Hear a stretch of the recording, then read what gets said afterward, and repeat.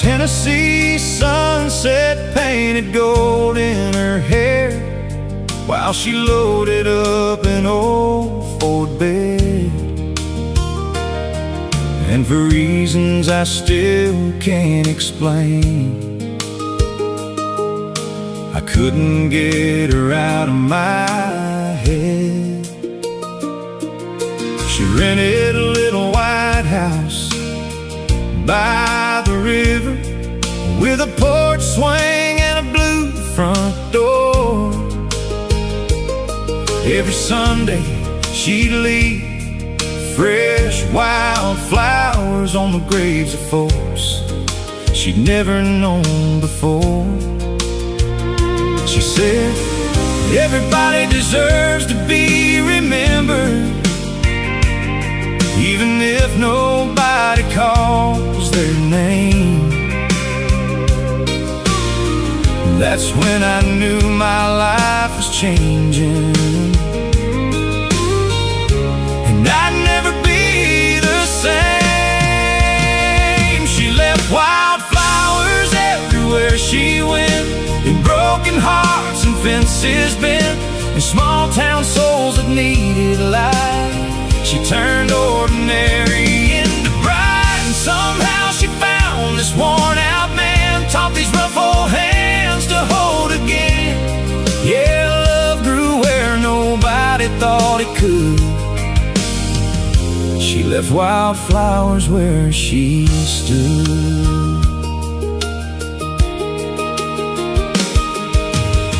That October underneath the maple trees, I got down on one knee by the riverbank. The leaves were falling around us slow, and I could barely get the words out straight. She laughed and cried at the same time, said, boy, what took you so long? Then slipped her hand into mine, like that's where it'd been all along. She left wildflowers everywhere she went, in broken hearts and fences bent, and small town souls that needed light. She turned ordinary into bright, and somehow she found this worn out man, taught these rough old hands to hold again. Yeah, love grew where nobody thought it could. She left wildflowers where she stood. Now there's a little girl with her mama's smile, running barefoot through the yard, picking flowers by the riverside, leaving them in mason jars. And every time I see that scene, I thank the Lord above for the woman who showed me kindness could become the deepest kind of love. Yeah, she left wildflowers everywhere she went, in every dream and every blessing sent, in every sunset on the porch at night, in every reason my world feels right. When we're old and gray together, rocking slow beneath the evening sky, I'll still be falling for that girl, with wildflowers in her eyes. Yeah, some people leave footprints in the dirt. She left wildflowers in my life.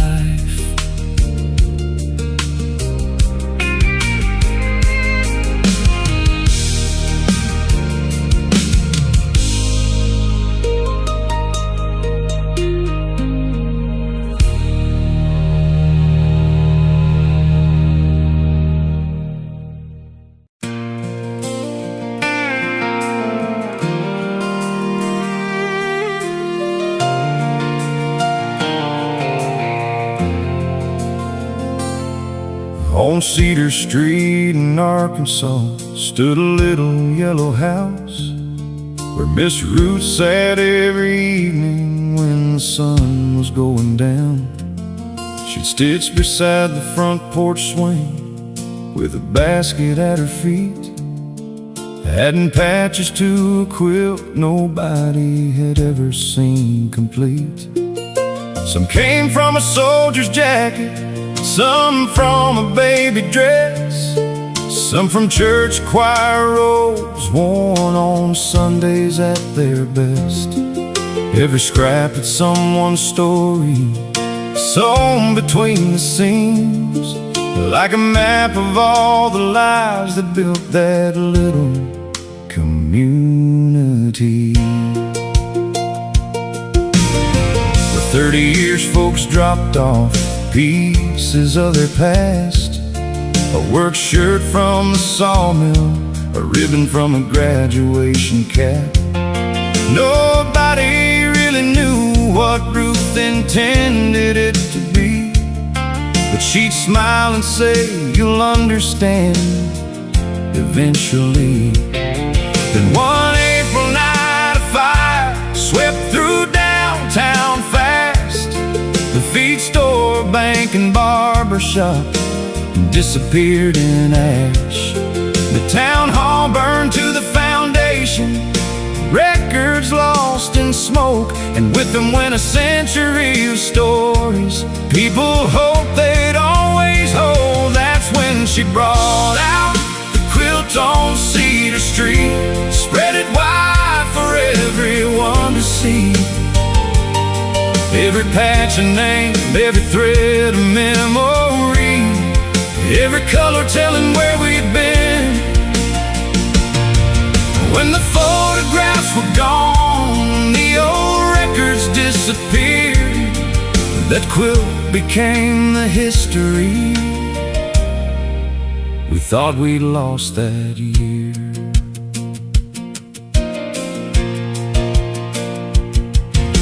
The mayor stood there speechless as she laid it on the floor.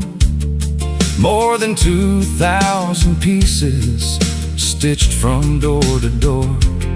Children found their grandparents, old friends found younger days, entire generations hidden in the fabric she'd saved. There was a square from the first schoolhouse built in 1932, a piece from a wedding tablecloth everybody knew. And when folks saw their stories there, something changed inside. They realized a town ain't buildings, it's the people tied together through time. That's what lived inside the quilt on Cedar Street. Every laugh and every defeat, every harvest, every storm, every dream, woven into something bigger than a single memory. When the photographs were gone, the old records disappeared, that quilt became the history we thought we'd lost that year. Miss Ruth passed away that winter at 94 years old, but before she left she wrote a note, folded careful in the quilt's old folds. It said, "The strongest threads are people, the cloth is only cloth. Take care of one another, and you'll never truly be lost." Now the quilt hangs in a museum built where the old town hall once stood, and school kids stop and stare a while, like every generation should. They see more than scraps of fabric, more than colors stitched with care. They see the heart of a small town story still hanging there. Yeah, the quilt on Cedar Street still holds us all together.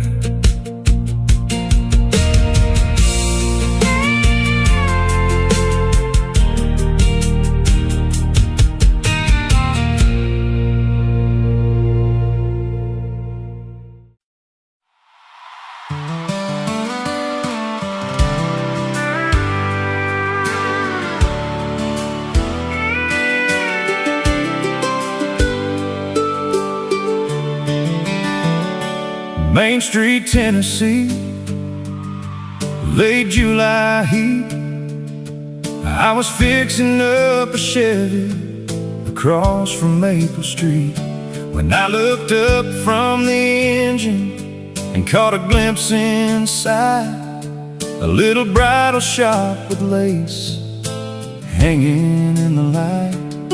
There she stood by the window with a tape measure in hand, pinning up a wedding gown, humming with the radio band. A strand of hair kept falling, she kept brushing it away, and somehow that simple moment stole my breath that day. For weeks I'd find excuses just to walk that side of town. Need a coffee, need some nails, anything to come around. She'd wave through the glass and smile every time we met, the kind that makes a man believe in things he ain't believed in yet. And then one Friday after closing, as the sun was sinking low, I finally crossed the street instead of letting another chance go.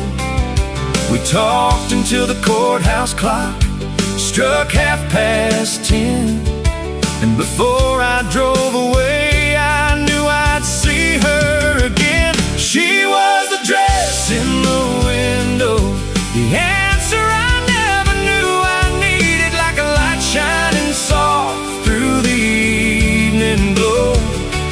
When my heart had nearly quit believing, she didn't crash into my life like a storm rolling through.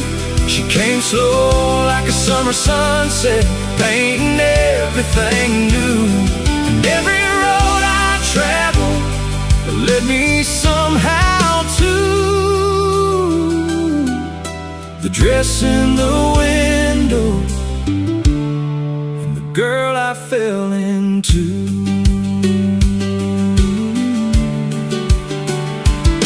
3 years later on a Sunday, church bells filled the air. The whole town gathered smiling as she walked down the aisle there. And hanging in the front display, where I first saw her stand, was the very dress she'd stitched herself with her own two hands. I watched her coming toward me through the tears in her eyes, and every prayer I'd whispered finally fell to life. Funny how forever started with a glance across the street and a man too shy to walk over and speak. She was the dress in the window, the answer I never knew I needed, like a light shining soft through the evening glow. When my heart had nearly quit believing, she didn't crash into my life like a storm rolling through. She came slow like a summer sunset, painting everything new. And every road I traveled led me somehow to the dress in the window and the girl I fell into.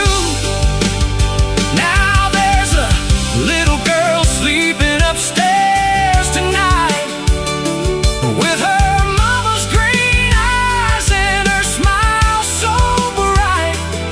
And sometimes when I lock up the garage after dark, I still look across Main Street and thank God where it all started. Yeah, she was the dress in the window, a simple moment nobody else would have seen. But some of the greatest love stories begin in places ordinary as can be. Now that old shop still glows every evening downtown, and every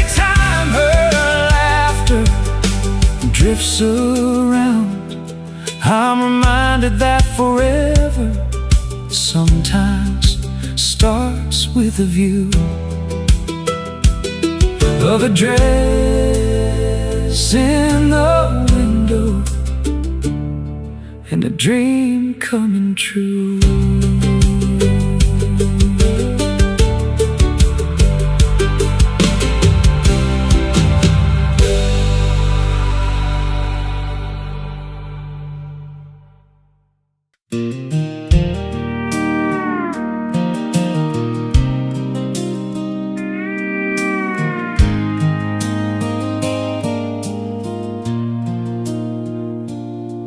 Me and Jenny climbed that water tower on a July night in '95, with a pocket knife and 2 spray cans, thinking we'd stay 25. She painted a heart, I wrote our names high above that little town. Said even if the paint fades someday, they'll never take us down.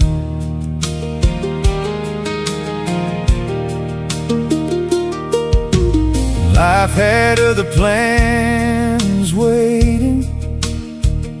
She took a job in New Orleans. I stayed fixing tractors with my daddy, living somewhere in between. Letters turned to Christmas cards, then silence after one last call. Funny how forever sometimes slips away without a fight at all. But our names are still up on that water tower, faded by the rain and sun, like 2 kids who thought love would always outrun time. The whole town's changed around it, new stores where the fields once stood. But every time I look up there, I remember who I was.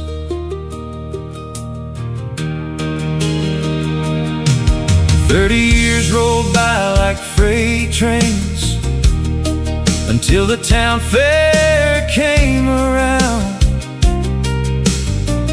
I heard somebody call my name, turned, and there she was in the crowd. Silver in her auburn hair, same green eyes I'd always known. She smiled and pointed toward the tower, said, guess they never painted over us.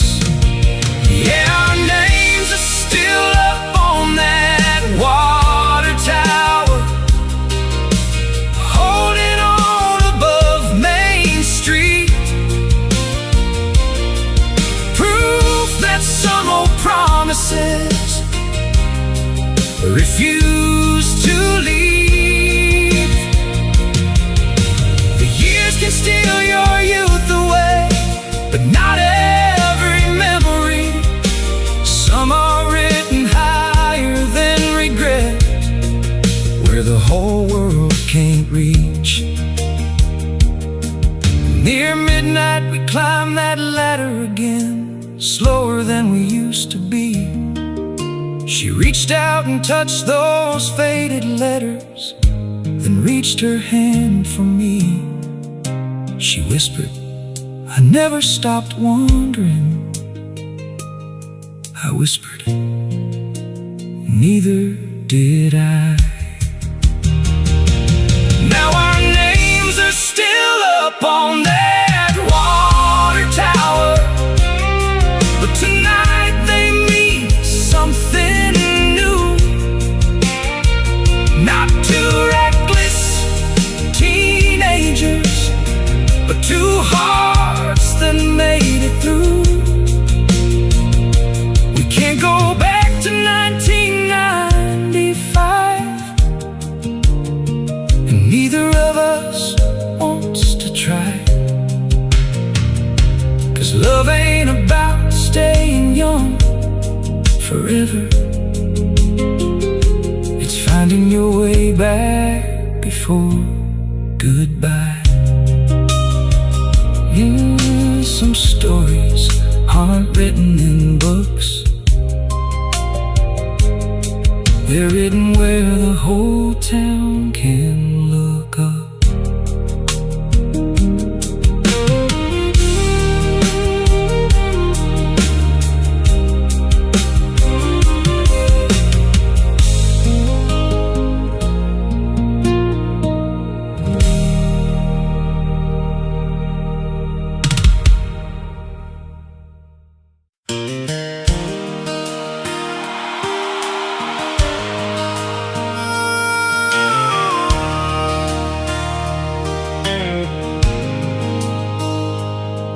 On a gravel road in northern Montana where the winters cut like glass, there stood a one-room general store that somehow still managed to last. The sign was faded, the floorboards grown, the coffee pot stayed warm, and folks stopped in for more than feed whenever there was a storm. Old Miss Evelyn ran the place since 1979. She knew every kid, every ranch, every hard and troubled time. But what folks talked about the most was a rusty iron key hanging from a nail above the door for everybody to see. Nobody locked their houses much back when the town was young, but times changed like the weather, and trust grew harder to come by. Still that key stayed hanging there through every passing year, and if you asked Miss Evelyn why, she'd smile and say it's here. For the day somebody needs it more than pride will let them say. For the day a soul gets stranded and can't find another way, then she'd pour another coffee and go back to her routine, leaving folks to wonder what she really meant. That's the key above the door, for the lost and the worn, for the hearts carrying burdens they weren't meant to carry alone.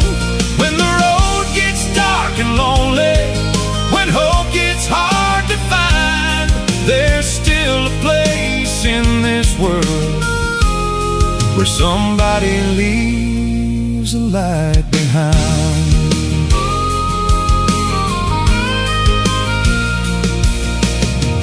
Then came the blizzard of '08, the worst anybody knew. Wide walls of snow swallowed fences, trucks, and every familiar view.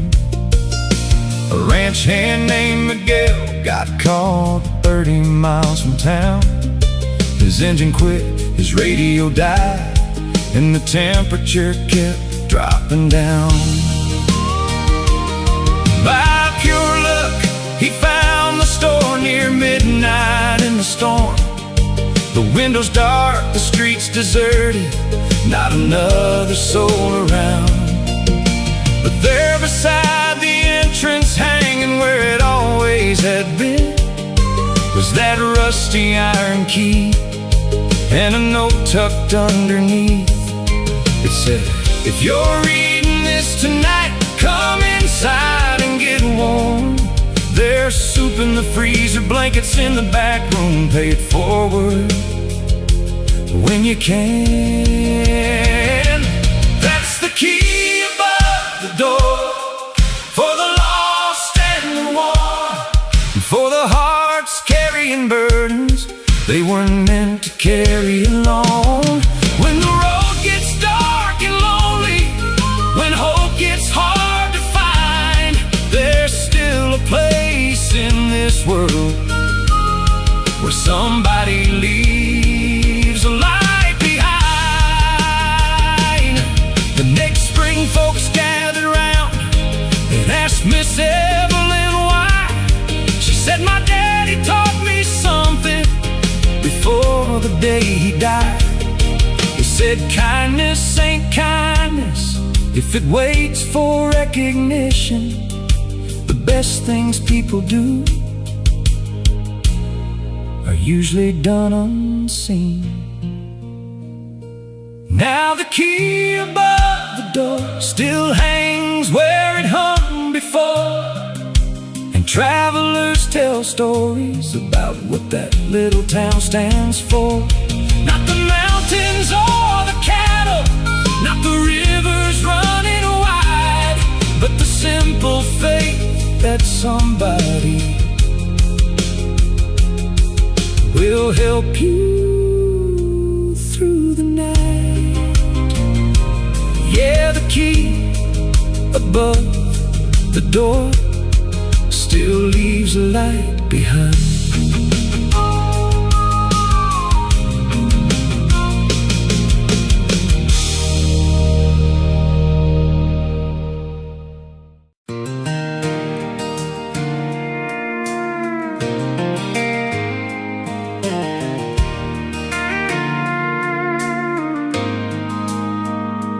Grandpa's toolbox sat untouched for nearly 5 long years in the corner of the garage, collecting dust and memories. Rusty wrenches, bent up nails, receipts from '72, and 100 little pieces of a life nobody knew. One Saturday in early spring, I finally opened it, just looking for a socket set to fix a fence a bit.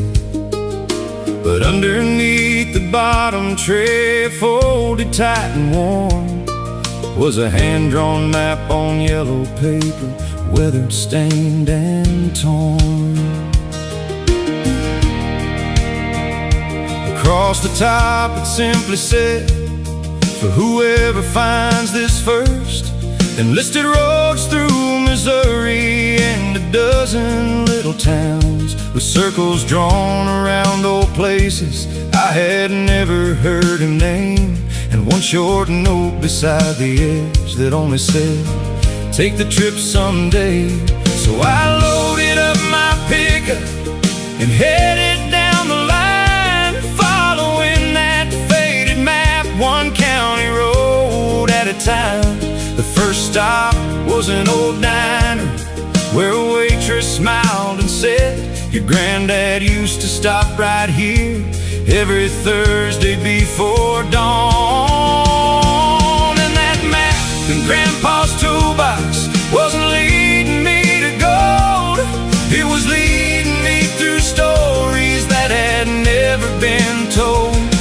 Every turn revealed a chapter, every mile revealed a man, and I realized how little we know about the lives behind our family names. One pin led to a schoolhouse where he fixed the furnace free, another to a farmhouse where he'd helped a widow keep her wheat. There was a church in Kansas where he built a handicap ramp, and a riverbank in Iowa where he rescued a boy from the current's grasp. No newspaper had